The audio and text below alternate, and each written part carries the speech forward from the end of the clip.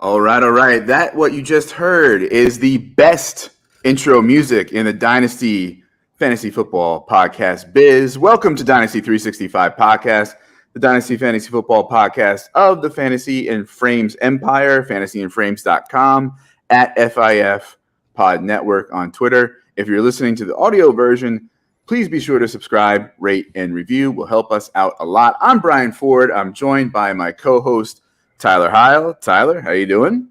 I am wonderful. I am exhausted. I'm trying to redo my bedroom in 1 week, but I always have time and energy to do a rookie mock draft or a mock draft or just talk to you, Brian. I'm excited. All right. So, yep, you heard it.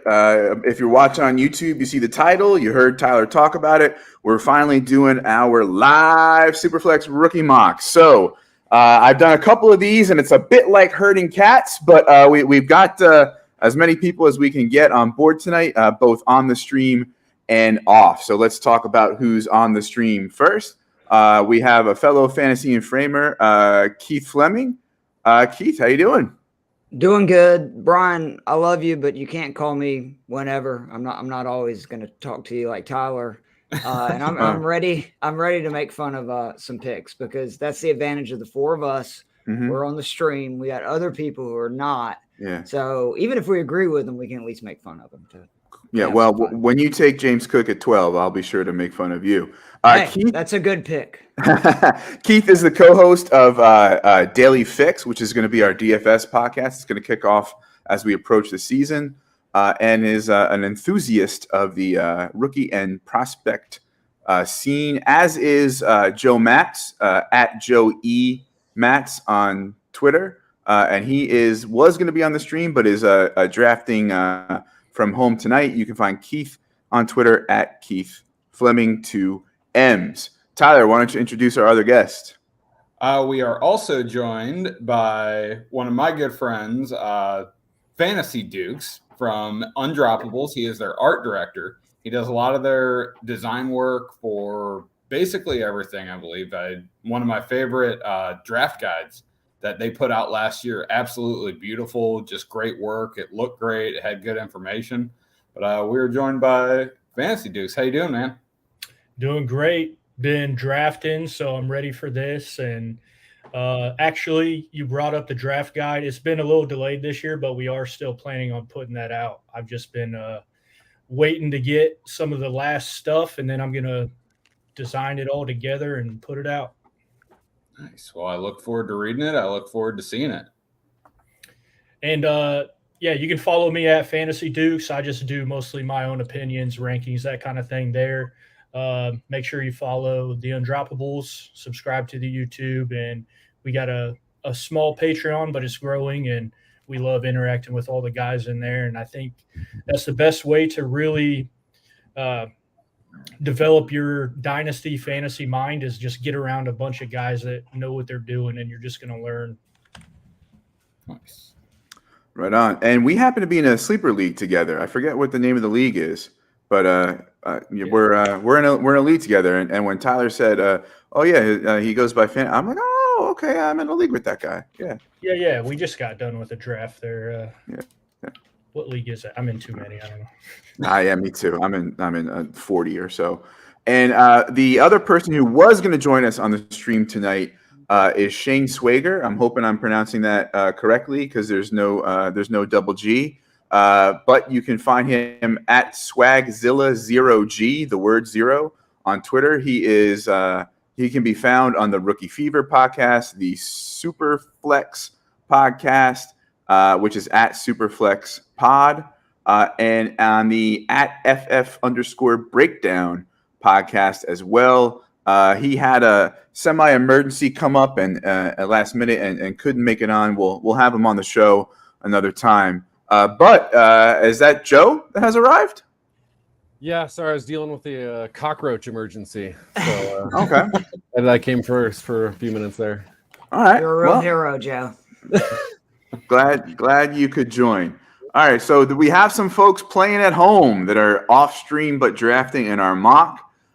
First is Jorge Edwards, the CEO of Fantasy and Frames, my boss man. He is the co-host of Fourth and Frames, our flagship Wednesday night podcast, which will be kicking into gear as we approach the season, and also co-host of the Shoot the Gap podcast, our Fantasy and Frames IDP podcast, which airs on Thursdays.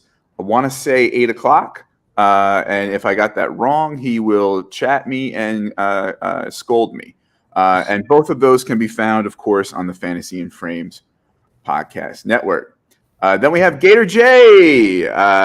Gator is kind of new to fantasy, but certainly learning quickly. He's in his first rookie draft season and is proudly representing the Dynasty Rewind Patreon community.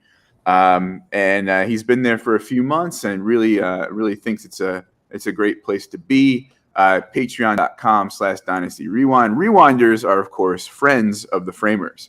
Then we have Daniel, who is from the Debbie Dashboard content team and that empire growing there.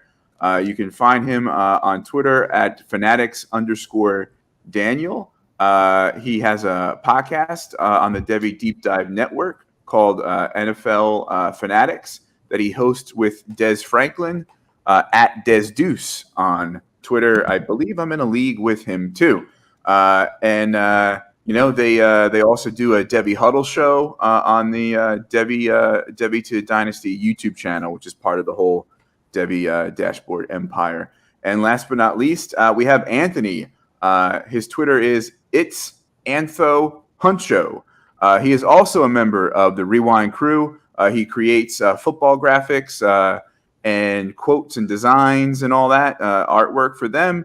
He's kind of new to fantasy football, but he has, of course, a fair share of takes on Twitter and is willing to learn, as we all That is what are. Twitter's for. Yes, that is takes on Twitter. And if you would like to tap him for making graphics, please contact him on Twitter at It's Antho Huncho. Okay, so we're just about ready to go. We're gonna have a few empty spots tonight in the draft, and we'll kind of take turns dictating what pick that blank spot will take. But it's the usual 12-team Superflex PPR tight end premium. We have 5 rounds in the sleeper draft just so we can sort by positions. Depending on time, we'll get through 3, maybe 4 if we talk quickly. And so, we're going to try to remember to recap the rounds and recap the teams as we go through things. So it's just about time to get started. Are we ready? I think we're ready. Okay.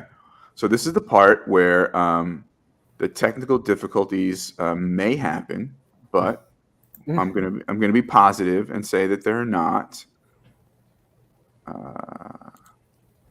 Tyler, give us some filler in the meantime. So, What kind of think curtains you going with in the new bedroom, Tyler? That's what we really want to know. well, we're doing new laminate floors. Okay. Did that pop up yet?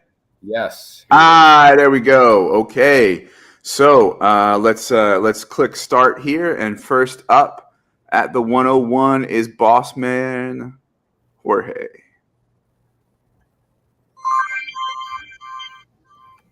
So let's have this discussion now while he's doing this. Do you have to take Breece Hall, who he just did?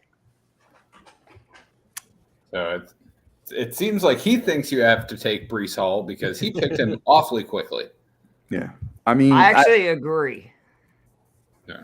I can't really make the case for anybody above him this year.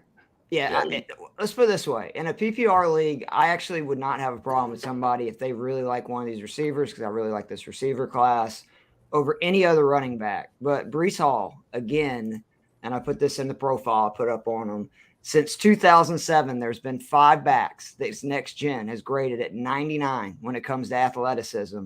The others were Najee Harris, did fantastic. Saquon Barkley, who people forgot, got off to a great start, and obviously had injuries and stuff.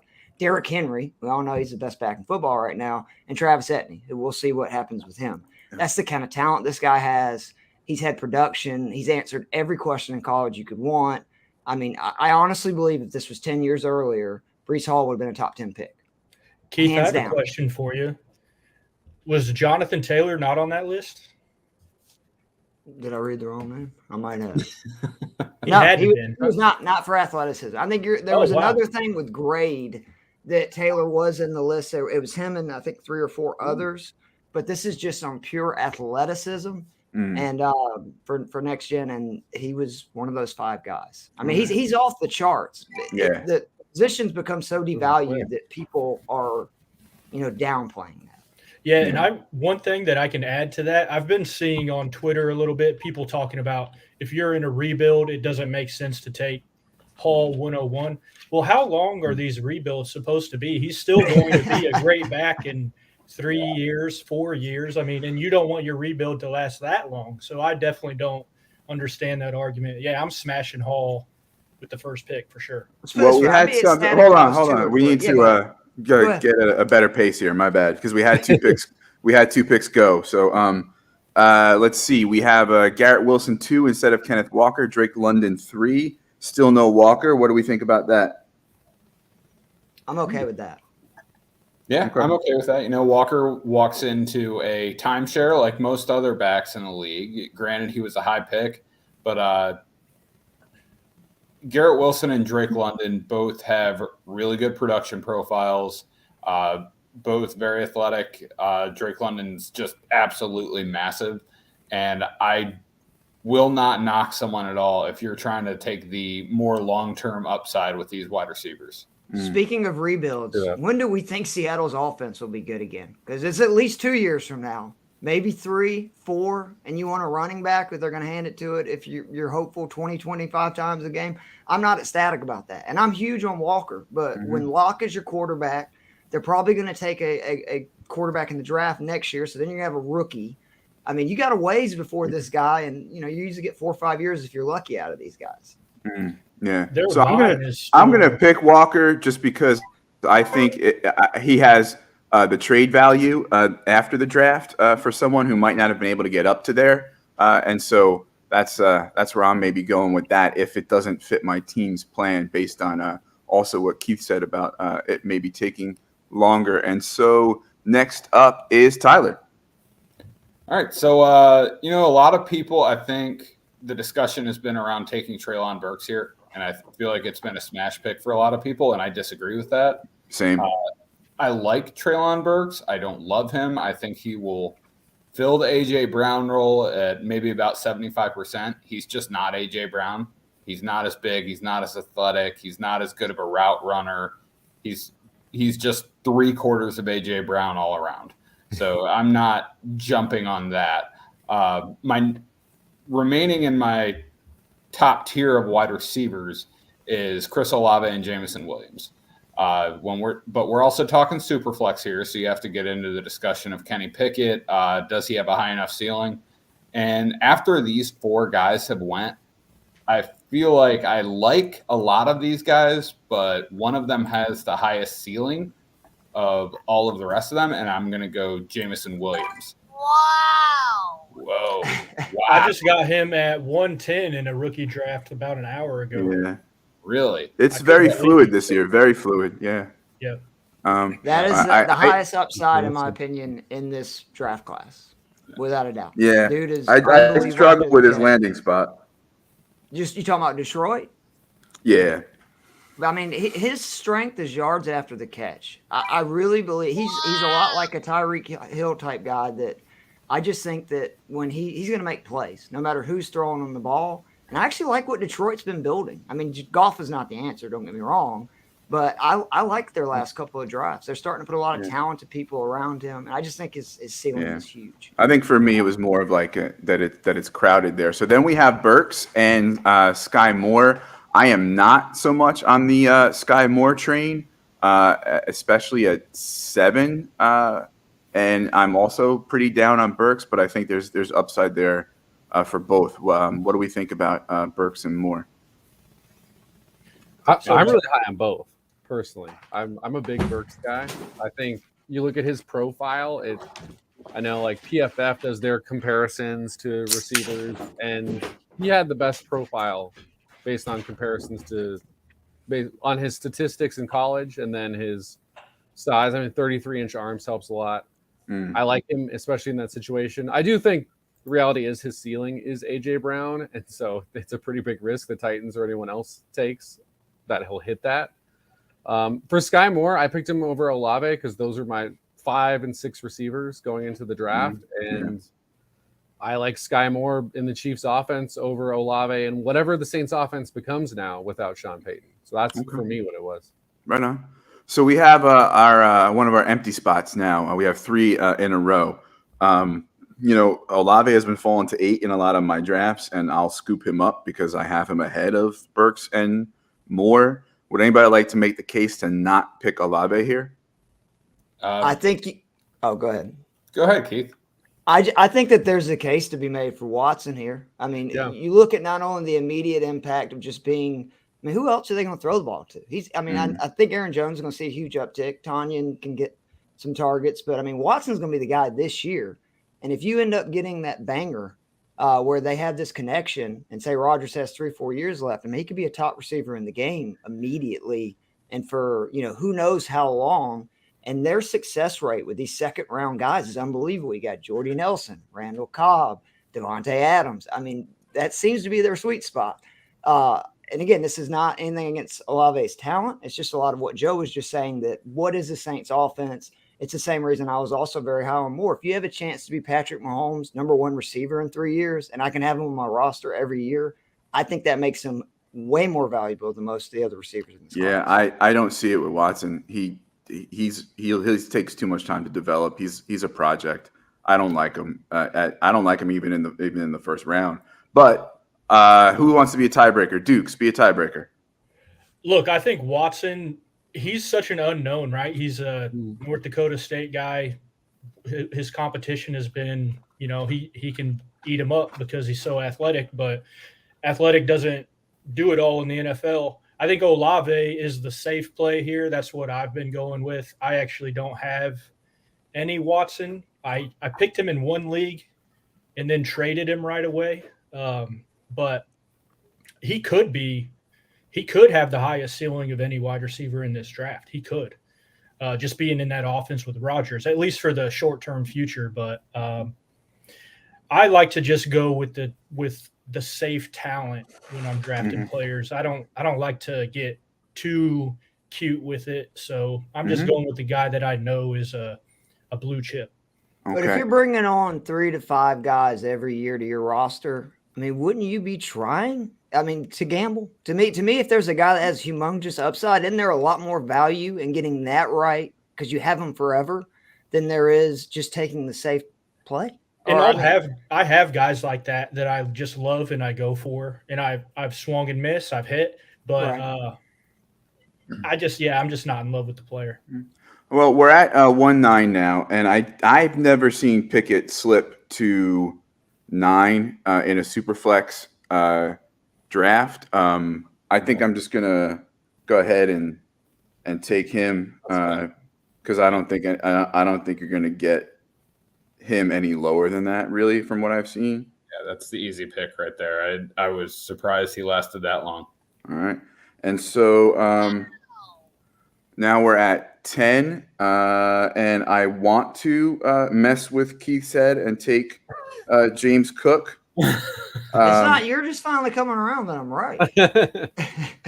No. So he's 4th in most rankings for the running back that you want. So I mean, he's a pretty good prospect. Oh man, that's I don't see it. It's okay. So we're gonna let you pick him at 12 because No, I'm not gonna take him. Oh, okay, all right. Unless somebody takes the guys I want. There's 2 people right now that I want. Yeah, there are two Georgia players in this draft, Brian, not one. Yeah. Neither of which I like. This is why I tried to trade out of this part of the first round. So I don't know. Watson's, Pickens, Dotson. Anybody want to carry the flag for one? No, I mean, I like taking Cook. I really do. I think his upside with Singletary being on the last year of his contract, Zach Mouse is an absolute no-go. It looks like they've got – I mean, he could be their starting running back in 1 year, and to have the Bills starting running back who catches passes and was a decent runner in between the tackles, there's a lot of value in that. All right. Well, I'm way too biased, so I'll say yes because there we go. All right, which brings up Dukes. Okay, so now I have a decision because I was not going to go with Cook. I don't love this range. I would normally try to trade back in this spot. But I actually really like not the situation, but the player, Jahan Dotson. I just think he's a dude, and situations change, so he's going to be my pick here. He's just impressive. He's so fluid. I think it's paused. I can't make a pick right now. Oh, my bad. I was pausing it for the empty spots and I didn't. Okay. Boom. There you go. There he is. I've been getting him on a lot of teams. He's kind of flown a little under the radar, even though he was a top 15 pick. I've been seeing him slide, early second round. But if I have to pick here in this last part of the first round, I like Dotson, but I also would rather trade back just because I think from this range, pretty much to the mid-second, not a huge drop-off for me. Yeah. So I'm just looking to pick up maybe a couple late second or a mid and a late or an early and an early third, something like that. But I think you're getting value back there, and then maybe early third. Well, I won't give up any later targets I might have. So I'll keep that. I think we all know what's going to happen here. Well, in which way? Because I don't know. I think it's I'm taking Watson for No, sure. wow. Okay. Again, Aaron Rodgers. Who's the Packers receiver this year? Who are they? Who's he throwing the ball to? Lazard. Watkins. Okay, well, let's just be serious here for a second. Who's he throwing it to? So, like I said, Watson has a great chance to be an immediate impact player, and just I think his ceiling. These quarterbacks are playing forever. It would not surprise me if Rodgers plays 4 or 5 more years, and if you potentially can have a number 1 target to that to me is awesome.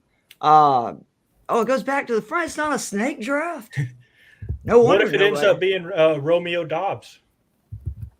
You never know. He was actually a good player. I think he's the winner of this draft by drafting Watson ahead of him, who's a project, and then not anybody else to the 7th round. He's got a chance. All right, so there's the Georgia dog. Pickens going at 2-1. I've never been a huge fan. I think there's mixed bag when it comes to his landing spot, but I don't know. What do you guys think? The thing I like about him the most is that the Steelers drafted him, and they have a great history of day 2 wide receivers. I trust their scouting department. So just on that, he kind of bumps up a little bit for me. Okay. Yeah, I like him. I don't know if I would have to look at the numbers, but I don't know if the Steelers are as good as everyone thinks they are. I think they just take a lot more. The Steelers have spent 11 draft picks over the last 10 years, I think, on like first 2-round wide receivers, which I think is 3 more than any other team in the NFL. So sure, they have they hit a lot, but they swing a lot too. Mm-hmm. So, all right, to me, it looks like what they did in this draft. I think Pickens is one of the better receivers in this class, and I think one of the guys with a potential to be a real sleeper is Alston, and that's what they did again. I think that they're kind of figuring out what the rest of the league is just now figuring out. These receivers have a lot of value. That was the guy I wanted, and I would have taken him if I knew I didn't have back-to-back picks. Damian Pierce, I've been touting him up for months. He's without a doubt my second favorite back in this class. And then for him to get drafted by the Texans, perfect spot. Yeah, it's he's going to be a starter. Who's he got to beat out? Burkhead. I've seen people talking. Oh, it was a dude from Indy that hadn't played since 2000. Mack. I'm like, come on, people, he hadn't played in 2 years. It's not happening. Pierce is going to be the starter, and he's got a chance to be really good. Okay, I as you know, I'm not a big fan of Pierce. Tyler, you want to check in on the YouTube chat and see? I think Daniel's got some pushback about Pickens there. Lack of effort takes to make it off. I can't say that I've watched a lot of Georgia games because I don't watch a ton of college football. I watch a lot of tape. Keith, what's your takeaway there? Do you feel like he took some? I would love to know what people have watched enough video of him and are saying that. I watched every single Georgia game. There was at no point that I was like, man, I wish Pickens would, not take plays off. Yeah. Again, he had 2 mediocre quarterbacks, put up decent numbers. He only played 15 games. Now, the off the field stuff that you brought up for Tyler, absolutely, that is something that you should question, and it's legit. But I hate when people say stuff like that. You don't know. You know, I don't like anything that's effort or, you know, saying people are taking plays off. Well, you know, he's not the only guy to say it. I've seen a few people watch his tape say that, and that his blocking is pretty subpar too. Well, that's what the internet is. Though. One person says something, and then somebody else says it, and somebody else says it. No, I mean, again, I don't consider that to be something that you can have him watch every game he played. We see Spiller go there at 2-3, probably higher than I've seen him go. But if you're a believer, I don't think that's a Do we get back to the Melvin Gordon, Eckler like combo now? Is that what they're trying to get? You don't think so? Okay. No, I think it's going to be pretty pass heavy, and it's not a great spot for Spiller. I think comparing Spiller to Gordon is a little rude to Mr. Gordon. No. I mean in the situation of timeshare, where they were a true 50-50 back those last year and a half, 2 years. At this point, I am looking at 2 guys. One, I think I might be able to get later because I'm higher on him than most. Ooh. Another, because of the format, I'm going to maybe reach a little bit for and take McBride. Okay. Yeah. Uh-huh. I think I'm not going to see him when it gets back around to me mid-3. Maybe would have tried to work out a trade in this situation, but yeah, for sure, going to take him in a premium, which brings us to Tyler. And you, I'm already tilting here, Brian. I had Trey McBride all ready to go. I had him queued up. I was just going to smash that pick button. But, you know, just as a retort to that, I think I'm going to go ahead and take one of my next tier wide receivers. And I have a few in this tier, which I'd be pretty happy with any of them. But I'm going to go ahead and take Mr. John Mechie. Yep, that's the guy who I said I might be able to get later that I was too high on. So there you go. You thought he was gonna fall all the way to the 3rd round. No, I meant like if it was a real life draft, I might say okay, you know, maybe you know I would try to work some kind of trade between the 2 picks to get Mechie as well. But McBride was the priority there. But yeah, I didn't think he was going to last till the mid-3rd. That brings us to Daniel, who's going to go Rachaad White here. Okay, so Rachaad White, I liked him over the last 2 backs. I really like Rachaad White. I watched him some at Arizona State, and he is just he doesn't have the top end speed I thought he would, but he just looks like a big play waiting to happen. He is fast in pads. I really like him. And I think it's a good spot. But people keep saying that. Is it a good spot when Brady's going to retire in a year? Well, Fournette's – did they sign him to 3 years? Is that what they did with Fournette? I'm not worried about the other backs. I'm worried about the QB situation. Yeah. You're going to get 1 year, and then Brady's gone. I also think that like $38 million a year White, his running was pretty good in college, but I don't think it's going to be like an NFL, you know, level, like 2 down, like between the tackles kind of type of running, as well as the pass. And I think he's going to be more relegated to a pass catcher. So I don't value him as highly as some other folks do. Don't get me wrong. I think that's about the range he needs to go because, I mean, especially the immediate impact and stuff. I just mean that I keep hearing over and over people say good landing spot. And I'm like, I don't know if that is just because you know you got 1 year Brady. Yeah. I think that's fair to say that he doesn't have a great landing spot, but I'll just get this in real quick. I don't want to put too much into landing spot. These guys most of them are going to have a pretty long career, at least in these first 2 rounds. So I just want guys that I really like, that I'm all about. Yeah. No, I'm with you're you. up. He was queued up to be my pick because I think he's the 3rd best running back in this draft. So I concur completely. Okay. That kind of leaves me in a tough spot. This would definitely be a trade down spot for me. I like Tyler Algier a decent amount. I don't know that he's, you know, ultimately a plus enough athlete, but I think, you know, he's going to just be really solid. And I do like his landing spot a lot because I think Arthur Smith is going to want to run a decent amount, and I could see him taking that role, but I don't see him getting any receiving action when Cordero Patterson's still there. So I'm going to roll the dice on a guy I liked, and Combine hurt him, but I think this landing spot is the best landing spot possible for him, and that's David Bell. Yeah. I just think I look at that situation where now Jarvis Landry is the number one receiver, and he has Deshaun Watson eventually. I mean, we'll see how many games he plays this year, but if you're telling me David Bell has light competition and Deshaun Watson, I really like his ability. I think he's going to be. I said on one of our previous podcasts, I think he's a potential to be a Michael Crabtree type. So I like. Okay. All right. So we're now at the 3 empty spots. So this is what we're going to do to simplify things in the later rounds here. Let's just have one of our guests, Dukes. You're the guest tonight outside the Frames family. So you tell me who we're doing at number 8. So this is killing me a little bit because there's 2 guys that I want to fall to my pick. One guy in particular. This is not a homer pick. I really like Alec Pierce. I think he's going to be he steps into a situation where he can contribute right away. We got Pittman and what? So yeah, sure. Alec Pierce, he's super athletic, big.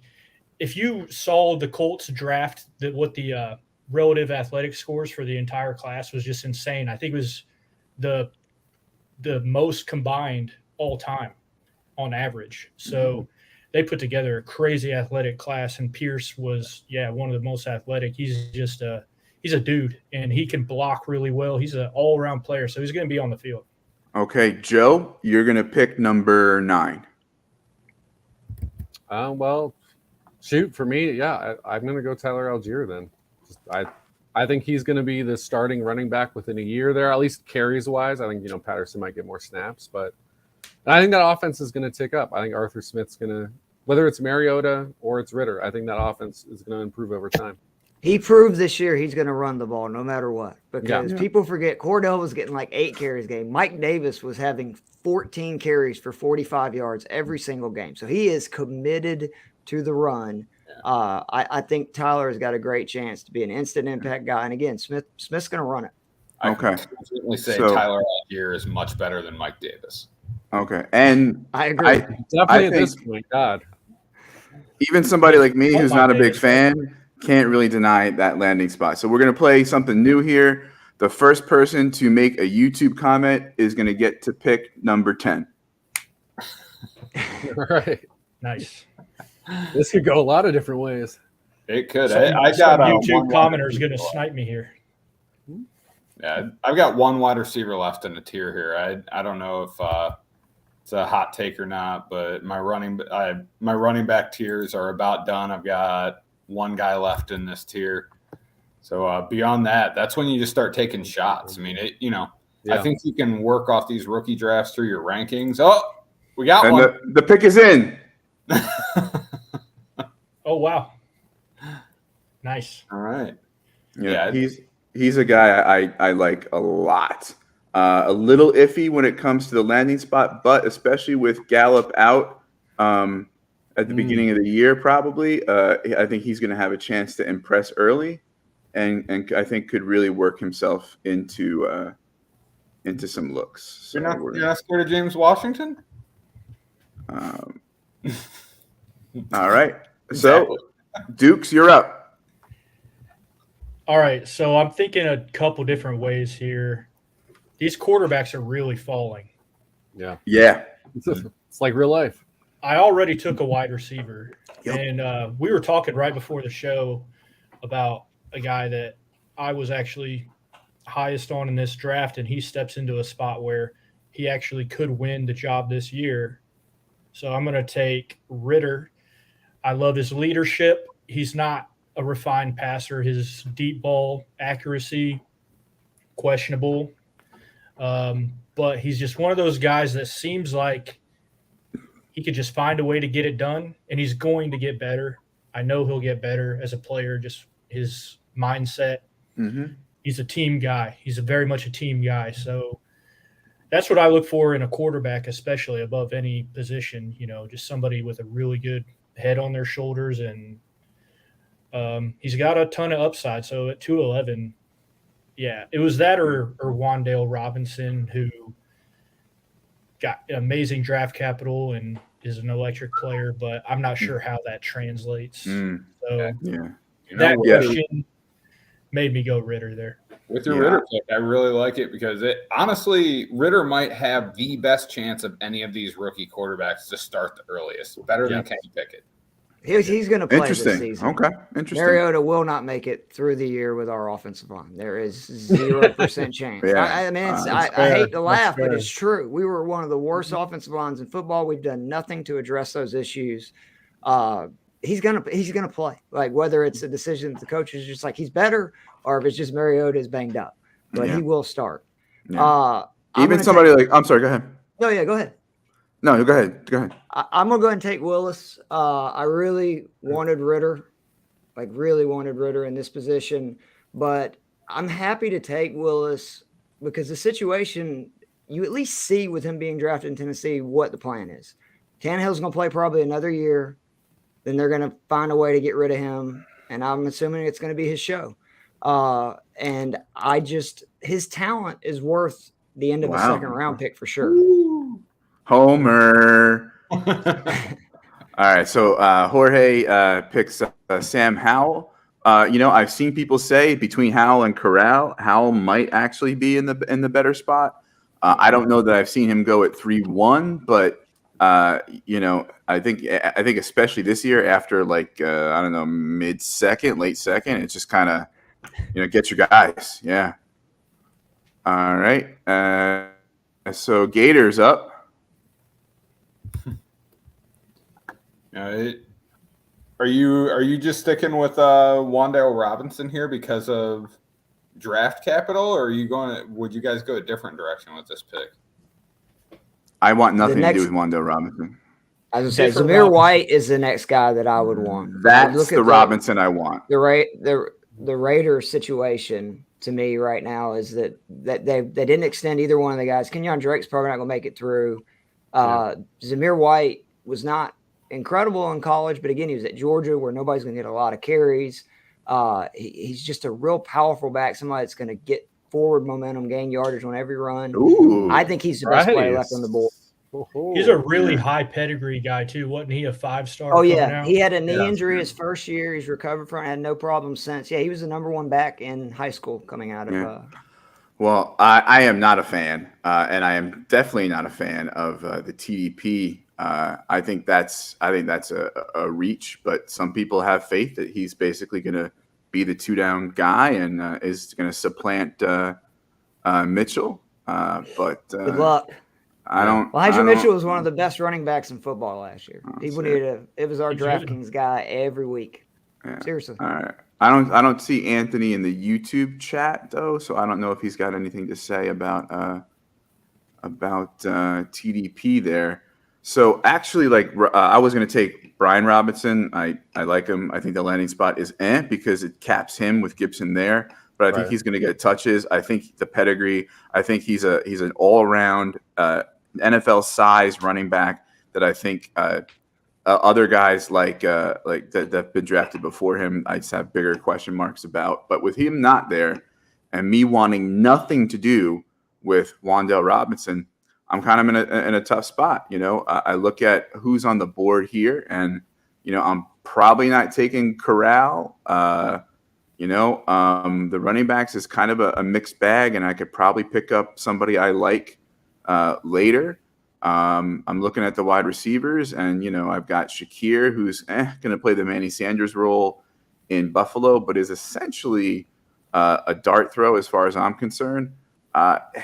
This is a really tough one for me to decide. I look at this and I'm like, but ultimately, I think I'm going to go with, you know what? Let's get spicy. He was a pre-draft sleeper of mine. Got some capital.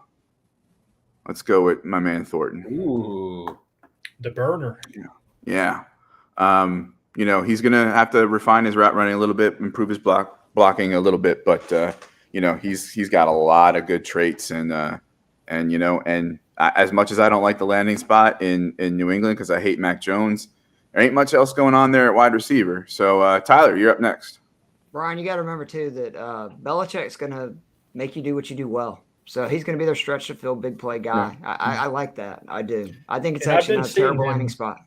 I've been seeing him in the 4th round, so snatch him up in these late rounds if you can. Yeah, I have no problem taking a 2nd round wide receiver in the 3rd round. I don't love him. I mean, the Patriots and the Steelers are at the polar opposite end of that spectrum of, oh, the Steelers draft a wide receiver. Oh, he's going to be good. Oh, the Patriots draft a wide receiver. Oh, he's going to suck. Both are relatively accurate. I actually think the Patriots version of that is more accurate. But, I hope the best for Tyquan Thornton, and I hope he crushes it. I am going to go with a pretty easy pick here for me for all the reasons that Keith outlined a few minutes ago. Zamir White. That's an easy pick. He's a monster of a man. He's a great athlete. The Raiders situation is great. I mean, they didn't pick up the 5th-year option on Josh Jacobs. Kenyon Drake will be gone after this season. They moved his contract around to make some cap space this year, but he'll be gone. So that room is basically going to be empty next year except for Zamir White, and he is going to have every opportunity to be the guy in that backfield, especially considering this new regime brought him in and they have no ties or loyalty to Josh Jacobs or anyone else. On one of the best offenses in football, all of a sudden, which people need to realize that. Carr was fantastic last year. He was great. And they've just helped him with Devontae. And I mean, I think the Raiders are going to be really good. Yeah, I still don't like him. I think he's below 10 for me, White, but I've always been out on him, so no surprise there. I love my degenerates in the YouTube chat. They're also doing Debbie drafts while they're doing this mock because I almost said an F-bomb because hell yeah. But we've got Wandale in. I'm staying away from him, 10-foot pole kind of guy, but that's just me. Joe, you're up. All right. It does feel like a good spot for Wandale, though. Yeah. Take a chance. I trust Brian Daboll knew what he was doing when I assume, gave the go-ahead on that pick. Even if, again, I would have taken Skye Moore because I love Skye Moore. But, I was really hoping Zamir White would fall to me for, again, all the reasons that Keith laid out. But, I took 2 wide receivers. This is a tough one. I could roll with one of the tight ends here. Mm-hmm. But, I think I'm going to go ahead and go Pierce strong just because we can trust Belichick to want to run the ball a decent amount. I think that's going to be true with Mac Jones throughout Mac Jones' tenure. And Pierce Strong is big and fast. So give me the guys with speed and a good offensive line in New England. So okay. Yeah, I've already professed my Pierre Strong hate on many a podcast, so I'll spare it. I'll spare it now. I mean, he's not my favorite guy, but he's my favorite of the guys left. Okay. So. All right, so we've got 8, 9, 10. We'll do the same thing. Dukes, you're going to take 8 here. All right. I'm going to give away another one of my Colts. I was talking about that relative athletic score. So the knock on Jilani Woods is that he wasn't productive until late in his career. He's a little older, I think 23. He's 23. But 6'7", 265. He's like Mo Alley Cox with wheels. And he's got really good body adjustment to the ball in the air. He seems like one of those extremely high ceiling or could flame out. Mm-hmm. I mean, obviously as a Colts fan, I want it to be the former. But here in the late 3rd, I'm taking a shot on that athleticism all day. Okay. Well, you're speaking my language. I have been on Woods since before the combine. In fact, it's Jilani Woods as far as I'm concerned. So let's see. I think we had Joe do 9 last time. Keith, why don't you do 9 this time? Well, considering while I was scrolling, you just took my tight end. Woods would have been my answer. The Colts took have my tight thrown end at too. least 100 targets, 2 tight ends the last 4 years. They have not had a weapon like Woods at tight end. Matt Ryan, in case you forgot, loves throwing to tight ends. Did it to Tony G. He's going to get a lot of targets. Trust me. Ryan has made, Hayden Hurst still saw targets even with Kyle Pitts this year at tight end. That's how much Ryan throws to him. I love that pick. If you're giving me anybody on the board here, which obviously I guess you are, right? How it works. I'm going to take Haskins, who is actually one of the backs I liked in this class. I hate to say this because me and Joe have talked about it on our podcast, and then he got hurt this year. But Derrick Henry is going to break down. That's what happens when you get this many carries, touches in a season. You're going to wear down. It's the NFL. One thing that has not changed is running backs only have a certain amount of carries per year, a certain amount of carries overall, and then there's a huge deterioration. I know he's a freak athlete, so that you're getting me a running back on a team that you know is going to run the ball.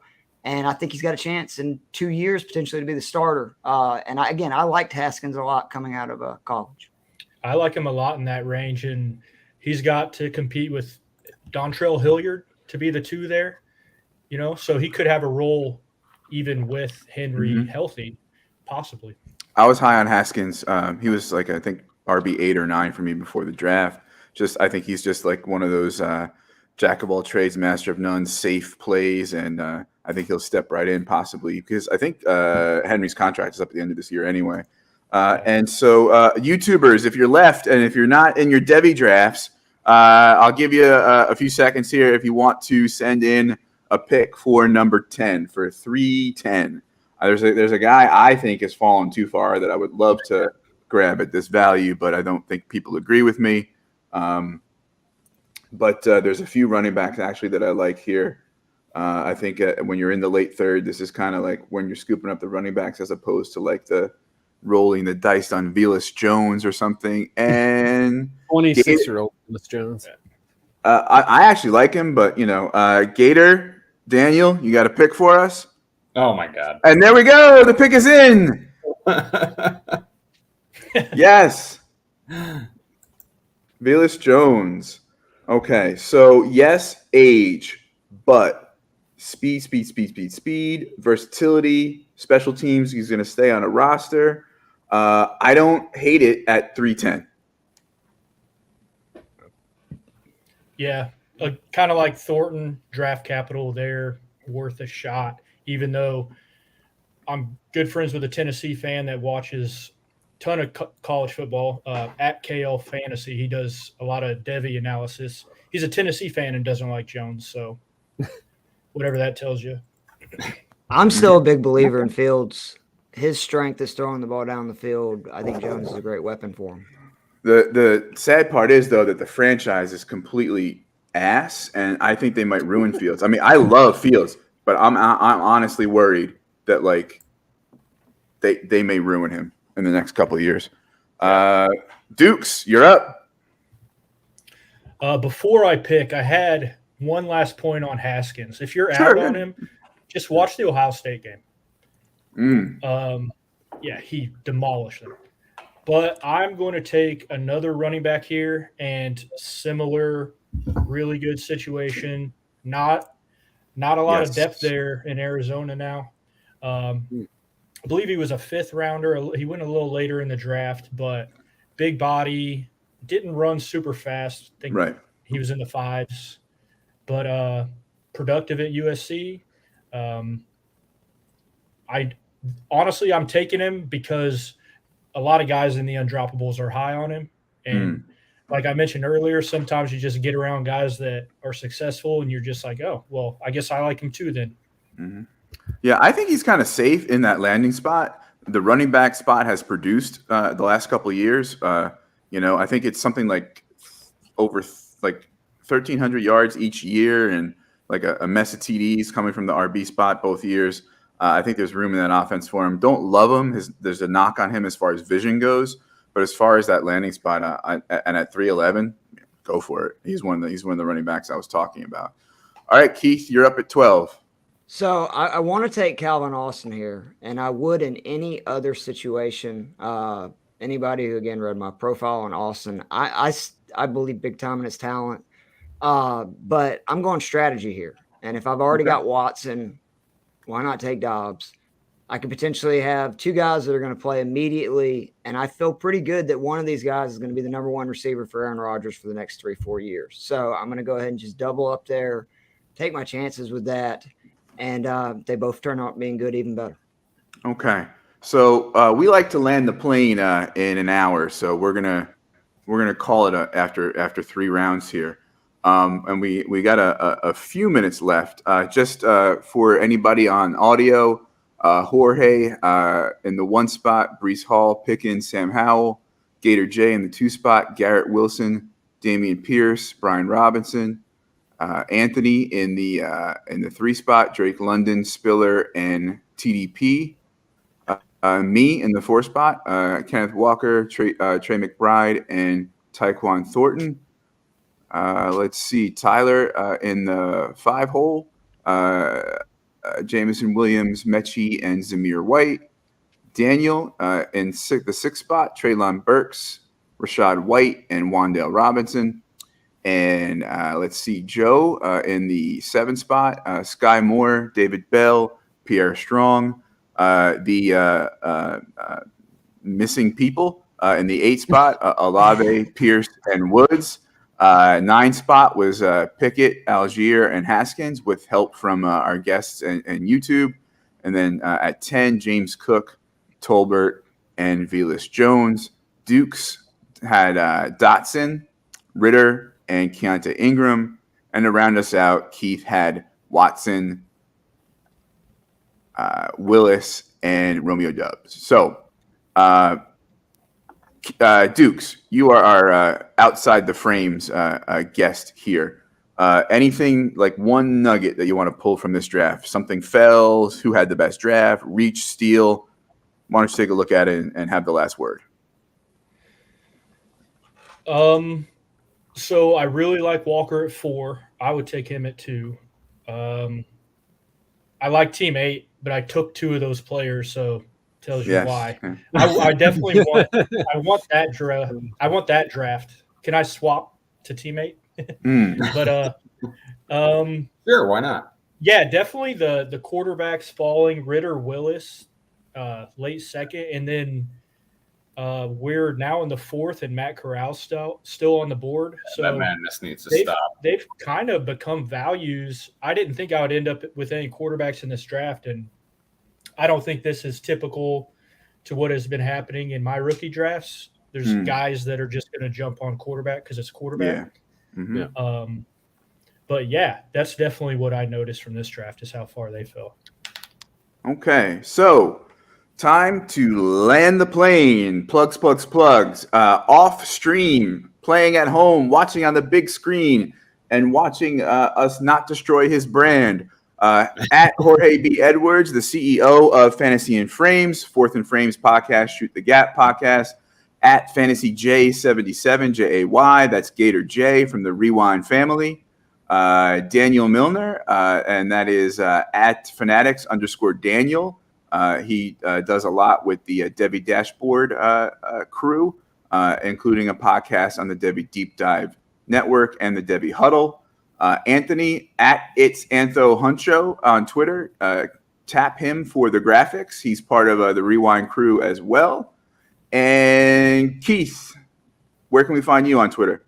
At Keith Fleming, all spelled out. Last name is FLEMMING. I don't know what I'm going to be doing for the next few months. We'll find something fun, but me and Joe will be back with the Daily Fix week 1. Obviously, we're happy to come on this show whenever. We're just happy to be a part of the Fantasy and Frames family. All right. Joe, Twitter? At Joe E. Matz. That's Joe with an extra E, M-A-T-Z. And like Keith said, we'll see what happens in these next few months. It's a little dry for the daily fantasy, but we'll find something. All right. And Shane, who was not with us, at Swagzilla 0G, various podcasts, including Rookie Fever. Dukes. At Fantasy Dukes, follow at the Undroppables. Thanks for having me on, guys. Okay. Tyler. So everyone can find me at FF Tyler Heil. That's HEIL. Just dropped a NFL Draft Dynasty Fallout article on fantasyandframes.com. It's all about the receivers, so wide receiver and tight end. You can find all of your draft fallout articles there for Fantasy and Frames, running backs, quarterbacks. You can find our prospect profiles for a lot of the high-rated guys. Nate Markham just started dropping his draft fallout for IDP. He's already covered defensive line and edge. So there's going to be a lot of stuff going on at Fantasy and Frames, especially as we're really into the Dynasty rookie draft part of this season, and we're about a month and a half away from redraft really kicking into high gear. So I'm looking forward to that as well. All right. And you can find me on Twitter at @FFJunkie_. I'll be part of the Dynasty Targets articles rolling out now post-draft. Other podcasts, as we've mentioned, Shoot the Gap, IDP, Daily Fix as the season rolls around, Fourth and Frames as the offseason comes to a close. And I think I got everybody there. And, of course, us, Dynasty 365, 8:30 stream every Tuesday night. You can follow all of that action at FIF Pod Network on Twitter. Go to fantasyandframes.com for articles, rankings, and everything. If you're listening to the audio, subscribe, rate, review, do us a favor. That's a wrap. Thanks for being with us. Thank you.